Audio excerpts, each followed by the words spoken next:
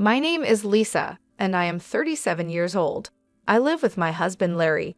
We both work for the company that my father-in-law founded. Even though my father-in-law has retired, he built a small construction company into a business that makes $300 billion a year. He bought other construction companies, and while he was sometimes tough, everyone admires his great business skills. Larry, who was chosen to follow in his father's footsteps, was raised as a pampered child and has a gentle character. I worry that he isn't strong enough for the tough business world. While being gentle might sound good, in reality, he is very indecisive. I have started to feel he isn't fit to be a husband, let alone a CEO. Larry has even admitted, "I'm not cut out to be a CEO. I'll probably just be a figurehead if I become one. It's easier for me that way." He shows no real intention of seriously taking over the company. We've been married for 10 years, and lately I've grown frustrated with his lack of initiative.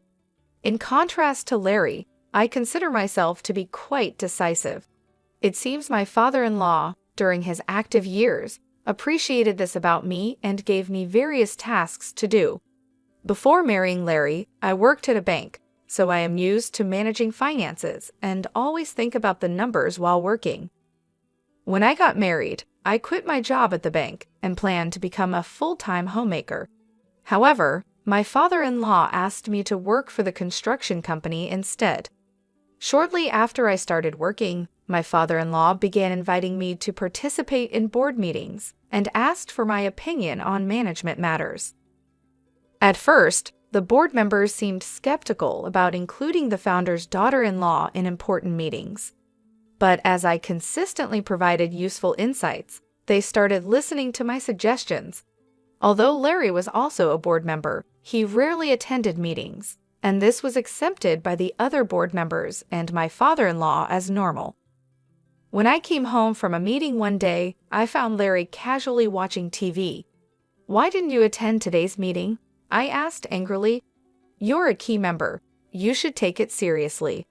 Without showing any guilt, he replied, "Even if I go, I don't really understand the discussions. Besides, the board members prefer you, so there's no problem, right?" I wondered if he was upset by my involvement in board meetings, though he made such remarks. My father-in-law has been teaching me the details of running the business and seems to be grooming me as a successor. I started enjoying being involved in management, and before I knew it, I was working hard to meet my father-in-law's expectations. About 3 years after I started attending meetings, my father-in-law retired completely. When there were major decisions to be made, the board members would consult me while Larry was sidelined. I had hoped that being in such a situation would push Larry to work harder, but instead, he became even more disengaged from his work. Although he would come to the office in the morning, he'd disappear somewhere by noon and just stay home for the rest of the day. When he saw me at home, he wouldn't talk about work at all, seeming indifferent to the company's affairs. Meanwhile, my workload at the company was increasing, and I was getting busier. After my father-in-law's retirement, the board members relied on me more and more, and I was given duties similar to a CEO's. Given that we're a large company with many employees, I've been committed to increasing sales and profit for the sake of our workers. With the hard work of our employees, our sales began to grow. I found running the company more interesting and became more engrossed in my work. Conversely, my husband Larry seemed to be losing interest in his work, and his appearances at the company began to diminish. The conversation between us at home had lessened, and our relationship began to become tense. "I ran into your sister Nancy today, and we had lunch together," Larry said when he came home. My sister Nancy is 3 years older than me and had just divorced about 4 months ago. The cause of her divorce was infidelity on her part, which led to a big commotion when her enraged husband stormed into our parents' home. My husband Larry went to my parents' house to calm down Nancy's husband in my place since I was busy with work. Larry, who had a gentle upbringing and a calming personality, managed to convince Nancy's raging husband to leave for the time being. Later, Nancy told me, "Your husband is really something. He handled my raging husband so effortlessly."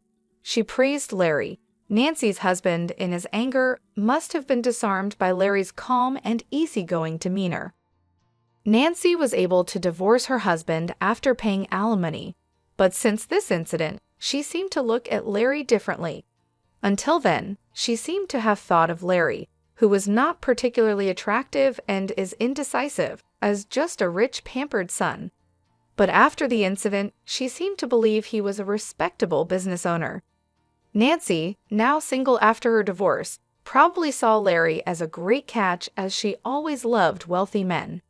But I, who was engrossed in work, could not imagine such a thing. Of course, my sister wouldn't have known that Larry is just a nominal executive who doesn't actually manage the company.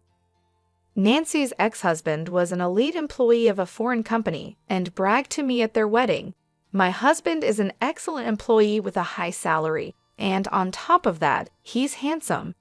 You're jealous, aren't you? Her ex-husband was handsome, smart, and carried a stylish vibe. I couldn't understand why she would cheat on such a wonderful husband. 5 months after hearing from Larry that he had lunch with Nancy, I returned home to find Larry unusually serious. "Lisa, I have something to discuss," he said. It was the first time I had heard such words from him, and I had a bad feeling. With my heart pounding, I waited for him to speak. "Actually, Nancy is pregnant with my child, and I want a divorce," he said. I was shocked by the request for a divorce, but even more surprised to hear that Nancy was pregnant. At a loss for words, Larry continued, "Nancy is planning to come over on our next date off to discuss this. So I'm counting on you," he said. I was stunned. I asked him, "So you want to marry my sister?" With a troubled look, Larry responded, "It's not that I want to marry her, but if she's having my baby, I guess I have no choice." I sighed at Larry's typical indecisiveness and replied, "Well, if she's carrying your baby, I suppose it can't be helped. Let's discuss this when she comes over." It seemed like my husband, and I couldn't make any decisions together, so I decided to meet directly with my sister to figure things out. Even though I had already made up my mind to divorce, I thought I needed to consult my father-in-law about the company's situation. As the daughter-in-law of the founder, I was involved in running the business, but if I divorced, I would become a stranger. The next day, I went to my in-law's house and told my father-in-law exactly what my husband had said. My mother-in-law, who was present, was thrilled that her son had a child, but she quieted down when glared at by my father-in-law. For my mother-in-law, she seemed to be more concerned about her grandchild than the company's management. After some thought, my father-in-law said with a smile, "Lisa, I want you to continue to be involved in the company's management as you have been. I don't care about Larry. I'll take the responsibility, so let him do what he likes." It seemed that my father-in-law valued the management of the company more than his son or grandchild. Even though he has retired, my father-in-law, as the founder, still has a strong voice in the company, and most of the company's shares are held by him. So there are no executives who go against his will. I was also getting interested in my work and was reluctant to give up now. Now that my job was settled, it was time to discuss the future with my sister. On my day off, my sister came to my house with a big smile and said, "Lisa, it's a pity you couldn't have a baby. I'll give you plenty of consolation money. Please leave this house immediately." She said it with a triumphant air. My husband was just silently listening to our conversation without saying anything, despite being the one who caused the problem. I was appalled at my husband's indifferent face and said, "It's okay to get divorced, but there's also the issue of alimony and division of property, so let's bring in a lawyer and decide properly."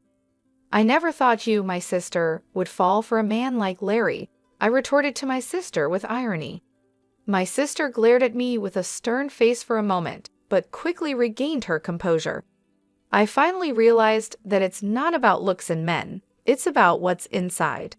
It was funny to hear my sister talk as if she fully understood my husband's inner self.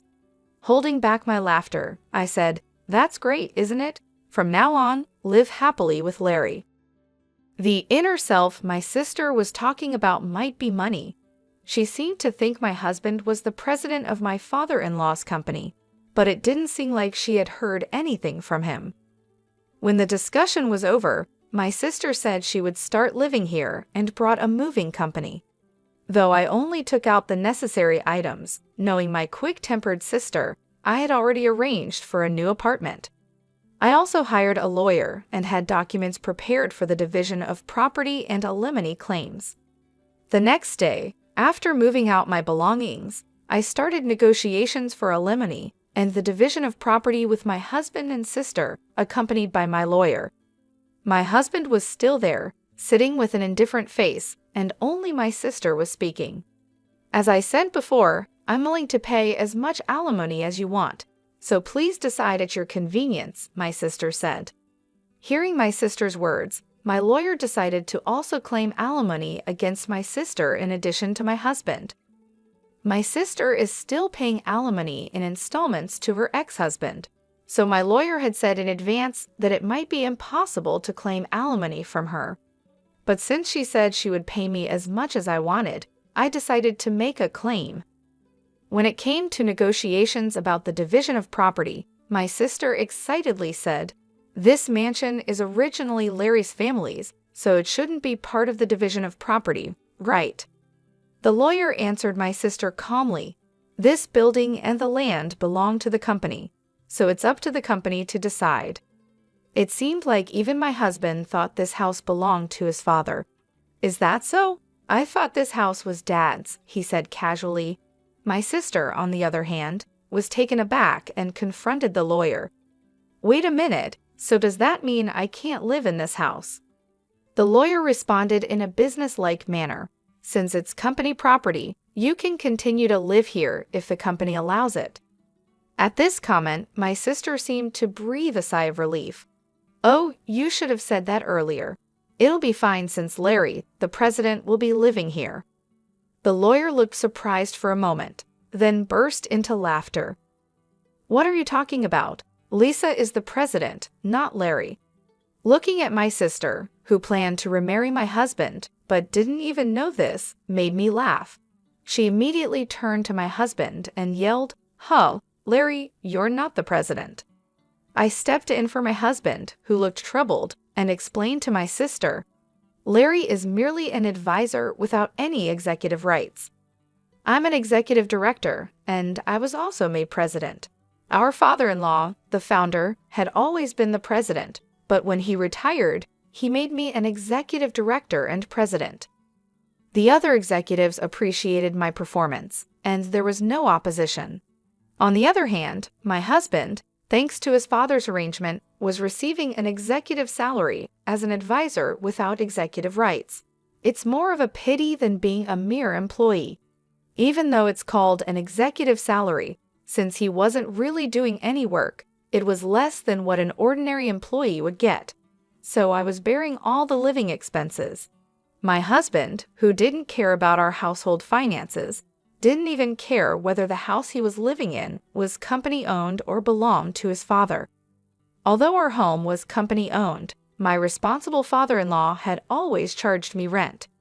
Though I thought of it as a normal rental property, the lawyer, still laughing, asked me, "Can we continue to rent this house to Larry?" My sister reacted to the rent part of the lawyer's question. "What do you mean by rent? Are you suggesting that I take rent from Larry? Isn't it the company's property? Just make it free."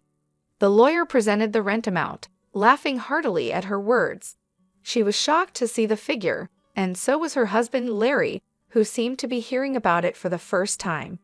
"Guess a house this big does have a high rent. I can't afford that with my salary," he said. His executive compensation would barely leave any money behind if he had to pay that rent.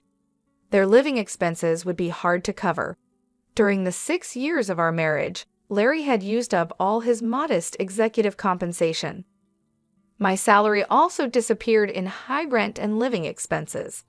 There were hardly any assets left, and splitting the savings was the only way for asset division. After the lawyer left, my sister, who now knew that the mansion she had been hoping for was actually rented, seemed utterly deflated, staring blankly. Larry was grinning as usual. I suggested, "Why don't you move out and go back to your parents' house? Your mother was so happy about the pregnancy news."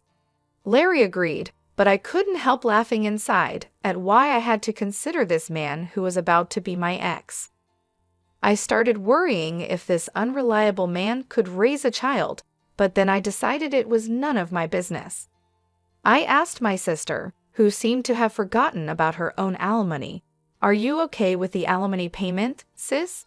You seemed pretty confident, but you're also paying your ex-husband, right?" She was stunned to hear this, her face suddenly snapping back to reality. "Alimony? I have to pay it too?" she asked, astonished, seemingly having heard nothing of the discussion earlier. "You said, 'I'll give plenty of alimony,' but you weren't expecting me to pay it, right? My salary is really low," she continued. Larry and my sister exchanged surprised glances. Watching these two made me want to burst into laughter. I had already obtained signatures on the divorce papers and alimony request documents. It didn't matter to me, but seeing Larry and my sister like this was pathetic.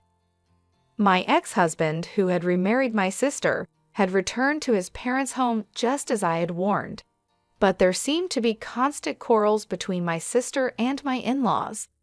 The main cause of the conflict was the lie about my sister being pregnant with my ex-husband's child. His mother, who was hoping for a grandchild, was extremely angry. My father-in-law, who had disliked my sister for stealing his son from me from the very beginning, hadn't even spoken to her. He fronted the alimony for Larry, and I was paid in full. But my sister, seeing this, pleaded with him, "Dad, could you please pay my alimony as well?" To this, my father-in-law responded, "I have no reason to be called Dad by you." He was fuming. Not being able to obtain anything she had hoped for, my sister ran away from my ex-husband's family home without a word and went missing. She had practically remarried my ex-husband just to bear the burden of alimony, which was utterly foolish. My ex-husband seemed to consider getting back with me, but his father scolded him. "You're the kind of man who should never even think about having a family. You can't even take care of yourself properly." As I watched all this unfold, I reflected on how things had gotten to this point. When Larry first agreed to go back to his parents' house, I knew it was for the best. His mother was thrilled about the baby, but I couldn't shake the feeling that Larry was completely unprepared for the responsibilities of parenthood. His indifferent attitude throughout our marriage hadn't changed, and I doubted it ever would. Seeing my sister's shock when she realized she had to pay alimony was almost comical. She had been so confident, but she clearly hadn't thought things through. Her financial situation was already strained, and adding more payments would only make it worse. I wondered how she could be so naive. The negotiations for alimony and the division of property were surprisingly straightforward. My lawyer was thorough and ensured that everything was handled fairly. Larry and my sister, however, seemed lost and overwhelmed by the process. They exchanged glances of surprise and confusion, making it clear that they hadn't fully grasped the reality of their situation. Moving out of the house was a significant step for me. I had already found a new apartment and made arrangements to start fresh. The house, which I had once thought of as a home, now felt like a burden lifted off my shoulders. It was company property anyway, so leaving it behind felt like shedding the last remnants of my life with Larry. After I moved out, the tension between my sister and my in-laws only grew. The lie about her being pregnant with my ex-husband's child had caused a rift that couldn't be mended. My father-in-law, who had never approved of my sister, was especially vocal in his disapproval. He had always seen her as someone who had disrupted our family, and this latest deception only confirmed his worst fears. My sister's plea for my father-in-law to pay her alimony was met with cold rejection. "I have no reason to be called Dad by you," he said, his anger evident. Her dreams of a carefree life supported by my ex-husband's family crumbled, and she found herself without the support she had expected. Eventually, my sister ran away from my ex-husband's family home without a word. She vanished, leaving behind the chaos she had created. Her attempt to remarry my ex-husband and secure financial stability had backfired spectacularly. She had only succeeded in creating more problems for herself and those around her. My ex-husband, realizing the mess he was in, seemed to consider getting back with me. But his father, ever the voice of reason, scolded him harshly. "You're the kind of man who should never even think about having a family. You can't even take care of yourself properly," he said. In the end, I moved on from the whole ordeal. I focused on my work and my new life, leaving behind the drama that had consumed my marriage. It was clear that Larry and my sister had their own paths to navigate, and I was no longer a part of their tangled lives. The experience had taught me a lot about trust, responsibility, and the importance of making decisions for oneself. I would never get back with my ex-husband, even if he begged me.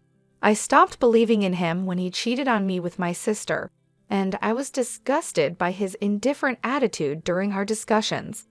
He was fired from his executive position and is now working as a temporary employee.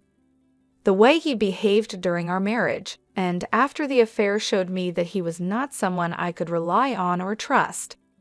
His lack of commitment to our relationship and the company made it clear that he wasn't suited for the responsibilities he had. Seeing him now, reduced from an executive to a temporary employee, only reinforces my decision to move on without him. I've continued being the CEO, which is the most important thing in my life. Running the company gives me a sense of purpose and fulfillment. It keeps me focused and motivated, and I take pride in the work I do. Every day, I strive to make the company better for the sake of our employees and their families. My role as CEO has become central to my identity, and I can't imagine giving it up. I don't even think about remarrying after the breakup. The idea of starting a new relationship doesn't appeal to me right now. I've been through too much emotional turmoil to even consider it. Instead, I want to focus on myself and my career. There's a lot I want to achieve, and I don't want any distractions. I've kept in touch with my father-in-law and get advice from him when needed. He's been a great support through all of this, and his experience and wisdom are invaluable. Whenever I face a difficult decision or need guidance, I can count on him to provide insightful advice. Our relationship has grown stronger, and I appreciate having him as a mentor. For now, I want to focus on the company and think of it as being married to it for the sake of my employees. My commitment to the company is like a marriage. It requires dedication, hard work, and passion. I want to ensure that the business continues to thrive and that our employees have job security and a stable future. Their well-being is important to me, and I take my responsibilities as CEO very seriously. This journey has taught me a lot about resilience and the importance of staying true to oneself. Despite the personal challenges I've faced, I've managed to keep the company on a steady path and even achieve growth. It's not always easy, but knowing that I'm making a positive impact on people's lives keeps me going. In the end, my focus remains on leading the company and supporting my team. I'm determined to build a successful future for all of us. While my personal life has had its ups and downs, my professional life gives me stability and a sense of accomplishment. This is where I find my strength and motivation, and it's where I choose to direct my energy for the foreseeable future.